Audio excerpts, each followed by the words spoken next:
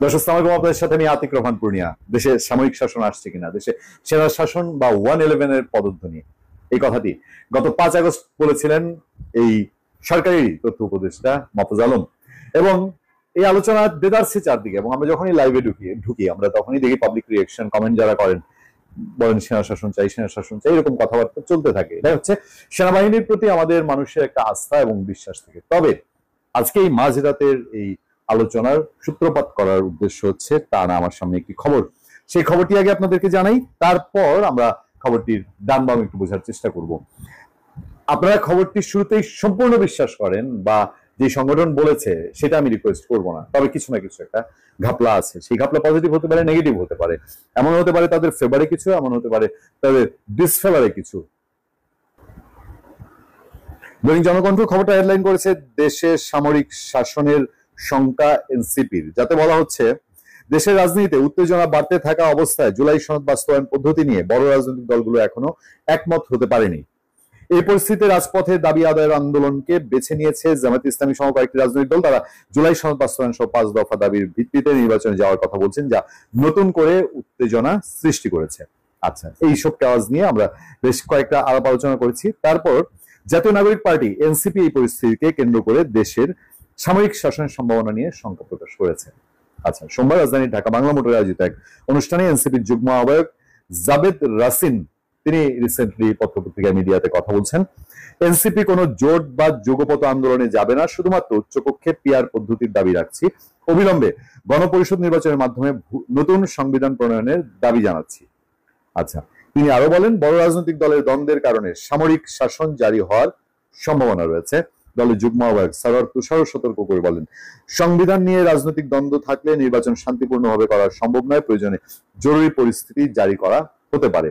এদিকে গণ অধিকার পরিষদের সাধারণ সম্পাদক রাশেদ খান, তিনি সোশ্যাল মিডিয়ায় লিখেছেন, গণ অভ্যুত্থানের শক্তিগুলো বিভাজিত হওয়ার কারণে পরিস্থিতি সংকটময়, বিদেশি এজেন্সি এই বিভাজনকে কাজে লাগাচ্ছে, দেশ ও জনগণকে বাঁচাতে সবাইকে ঐক্যবদ্ধ থাকতে হবে।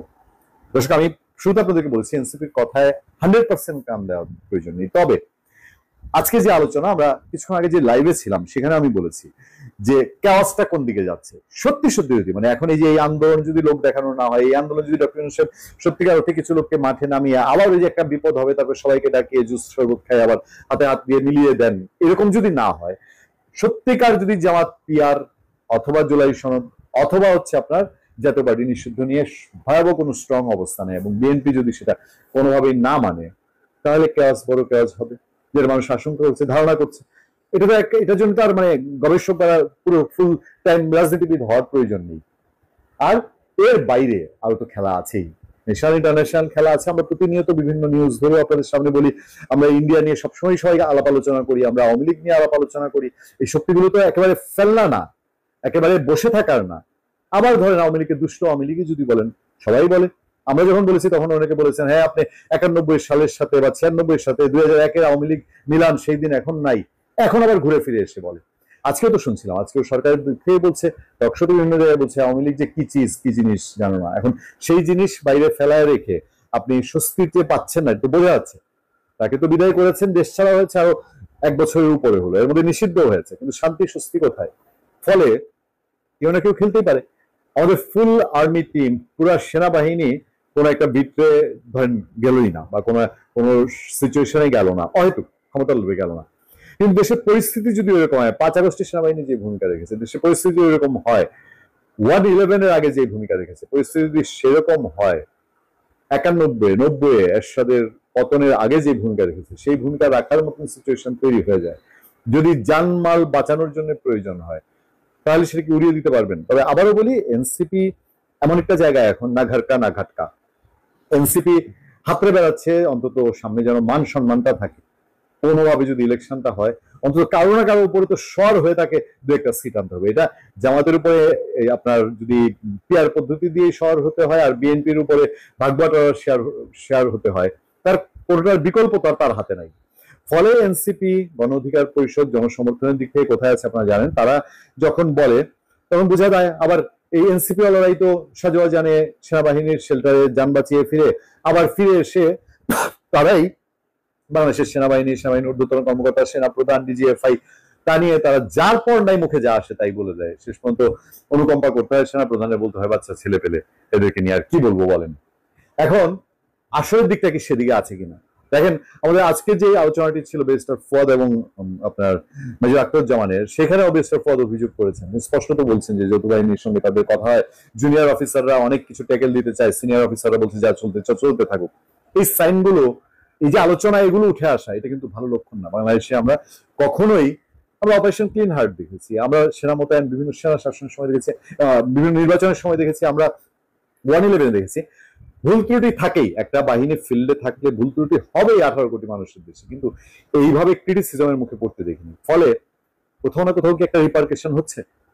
এর আগের আলোচনা আমি আপনাদেরকে প্রশ্ন তুলেছিলাম যে আমার দেশ পত্রিকা তারা যখন বলছে যে তারপরে আওয়ামী লীগের প্রক্সি কেউ কেউ বাংলাদেশে, তো সেটা কাকে মিন করে বা কোন দিকে আছে। আমার সামনে একটা খবর আছে, খবরটা আমার কাছে খুব ইন্টারেস্টিং লেগেছে। খবরটা হচ্ছে দৈনিক ইনকিলাব। ইনকিলাব বরাবরই অভিযুক্ত ছিল, বা যদি বলি অভিযুক্ত না, বা পরিচিত ছিল একটা সময় জামাত ঘরানার, বা ইনকিলাবকে আওয়ামী ঘরানার মানুষ বলতো যে এটা হচ্ছে পাকিস্তানপন্থী, বা ইনকিলাবের প্রতিষ্ঠাতা যিনি ছিলেন তার কারণে হোক, যেটা রাজাকারের পত্রিকা, এরকম অনেক সময় বলা হয়েছে, নানান সময় কথাগুলো উঠেছে। সেই ইনকিলাব ইন্টারেস্টিং হেডলাইনটা করেছে, ভারতীয় এজেন্ডা নিয়ে মাঠে জামাত। তাহলে এই বলতে পারেন যে ইন্ডিয়া আওয়ামী লীগ শিবিরের যে মিডিয়াগুলো, তাদের মধ্যে আমার দেশ যখন বলছে যে দুর্গাপূজার পরে আওয়ামী লীগ চলে আসবে বাংলাদেশে, সেরকম চেষ্টা চলছে, চেষ্টা করছে, আওয়ামী লীগের প্রক্সি যারা আছে তারা চেষ্টা করছে, তখন আবার ইনকিলাব বলছে যে ভারতীয় এজেন্ডা নিয়ে মাঠে জামাত। আপনি খেয়াল করে দেখবেন আওয়ামী লীগ জামাতের সঙ্গে আতাত করেছে, এরকম বেশ কিছু অভিযোগ বা কথাবার্তা ইদানিং ওঠা শুরু হয়েছে না? পত্রপত্রিকায় আছে, আমাদের কাছে নিউজ লিঙ্কও আছে। বিভিন্ন জন বিভিন্নভাবে বলার চেষ্টা করেছে যে আওয়ামী লীগ জামাতের সাথে লিয়াজো করেছে, মানে হচ্ছে জামাতের সাথে ইন্ডিয়ারও একটা লিয়াজো হয়েছে। এগুলোর এগুলো অকাট্য কোনো দলিল নেই, তবে আমাদের সামনে আমরা যেটুকু খবর ইনকিলাবের সেই জায়গাটা একটু নজর দিই। এখানে কয়েকজনের রেফারেন্স দেওয়া হয়েছে। জুলাই সনদ বাস্তবায়ন সহ 4 দফা দাবিতে আন্দোলনের ঘোষণা দিয়েছে বাংলাদেশ জামাত ইসলামী। মগবাজারে আল্লাহ রাফা মিলনায়তন আয়োজিত সংবাদ সম্মেলনে এই কর্মসূচি ঘোষণা করেন দলের নায়েবে আমি মোহাম্মদ সৈয়দ আব্দুল্লাহ মোহাম্মদ তাহের। ওই দাবিতে 8 দল নিয়ে তাদের যুগপৎ আন্দোলনে যাওয়ার কথা রয়েছে, তবে শেষ পর্যন্ত জামাতের সাথে এনসিপি এবং এবি পার্টি ওখানে যাচ্ছে না। অন্যদিকে এই দাবিতে পৃথক আন্দোলন করা হয়েছে। আবার কেউ কেউ এটাকে রাজনৈতিক সুবিধা হাসিলের জন্য চাপ তৈরির কৌশল বলেও মনে করছেন। এই জায়গাটা, এই রিপোর্টটা খেয়াল করে দেখবেন, ইনকিলাবের ওই রিপোর্টেই উল্লেখ বলা হচ্ছে, দাবি করা হচ্ছে জামাত সহ ইসলামী রাজনীতির সাথে জড়িত এই দলগুলোর ঘোষিত এই আন্দোলন কর্মসূচি, মানে তারা যে 4-5 দফা কর্মসূচি ঘোষণা করেছে, কর্মসূচিকে ভারতীয় এজেন্ডা বাস্তবায়নের নতুন কর্মতৎপরতা বলে মনে করছেন রাজনৈতিক বিশ্লেষকরা বলছেন ভারতের সেবাদাসী ফেসিস্ট হাসিনার পতন সে দেশ কোনোভাবেই মেনে নিতে পারছে না, তাই তারা শেখ হাসিনা পালিয়ে যাওয়ার পর থেকে অন্তর্বর্তী সরকারের বিরুদ্ধে নানা ষড়যন্ত্র শুরু করেছে।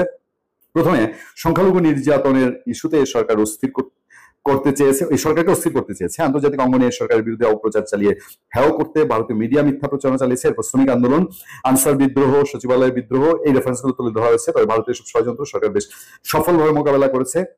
আর এরপরে বর্তমান সরকার আগামী ফেব্রুয়ারি প্রথমার্ধে নির্বাচন আয়োজনের ঘোষণা দেওয়ার পর ইন্ডিয়া এই নির্বাচন বানচালের জন্য মরিয়া হয়ে উঠেছে।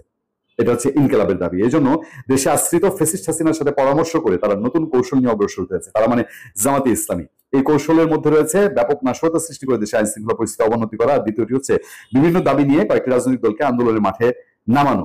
ভারতের যে প্রথম কৌশলের অংশ হিসেবে আওয়ামী লীগ জটিকাও দেশের বিভিন্ন রাজনৈতিক দলের নেতাদের উপর হামলা শুরু করেছিল। আমি জানি না রাজনৈতিক দলের নেতাদের উপর কোথায় হামলা হয়েছে, নুরুর উপরে কি ভারত হামলা করিয়েছে বলতে যাচ্ছে, তাহলে তো একটা সাংঘাতিক রকম কথাবার্তা।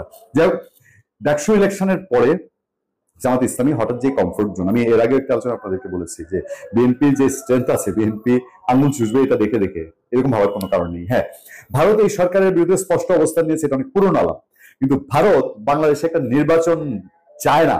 বা ভারত আজকে হোক, 2 দিন পরে হোক, 5 বছর 10 বছর পরেও আওয়ামী লীগ আসলেই বাংলাদেশে নির্বাচন হবে, আমাদের নির্বাচন হবে না, এই ধোঁয়াশাটা নিশ্চয়ই ভেতরকার কোনো স্বার্থেই তোলা হচ্ছে। কারণ এটা দেখবেন যে টেবিলে আলাপচারিতায় যে আওয়ামী লীগ মিছিল করছে, এই দুর্গাপূজার পরে না, পরের দুর্গাপূজার পরে হয়তো কর্মকাণ্ড করতে পারে, কিন্তু আওয়ামী লীগ বাংলাদেশের শাসন ক্ষমতায় চলে আসবে। আওয়ামী লীগের মানুষজন তো টেবিল টকে এটাই বলে যে 5 বছর 10 বছর 15 বছর আগে অপেক্ষা করেন, সে কথাই তো বলে। এখন হঠাৎ করে কেন ভারত আওয়ামী লীগ এইসব তুলে বাংলাদেশের নির্বাচন নিয়ে নিজেরা কামড়াকামড়ি ঝগড়া, তার মধ্যে দিয়ে এইসব বলার পেছনে ফায়দাটা কি? আমি আপনাদেরকে বলছিলাম যে ঐক্যের প্রবলেম তাদের নিজেদের স্বার্থ নিয়ে। পিআর পদ্ধতিতে ইলেকশন হবে না সিআর পদ্ধতিতে হবে, জুলাই সনদ থাকলে জামাতের কি লাভ, না থাকলে জামাতের কি লাভ, হিসাব বলতে এখানে জাতীয় পার্টি থাকলে জামাতের ক্ষতি। বা অন্যান্য যে দাবিগুলো তোলা হচ্ছে, এই দাবিগুলো সবগুলোই বিচারের পরে নির্বাচন, এই যে আমাদের এখনকার আন্দোলনের দাবির মধ্যে আছে। এগুলো তো সব দলের, দেশের ভেতরে এখন যারা একটিভ রাজনৈতিক দল আছে তাদের নিজেদের টানাপোড়েন। এই টানাপোড়েনটা ঢাকার জন্য তারা ওই কখনো ইন্ডিয়া, কখনো আওয়ামী লীগ, এগুলো টেনে টুনে মানুষের সামনে একটা আবহ তৈরি করে রাখা।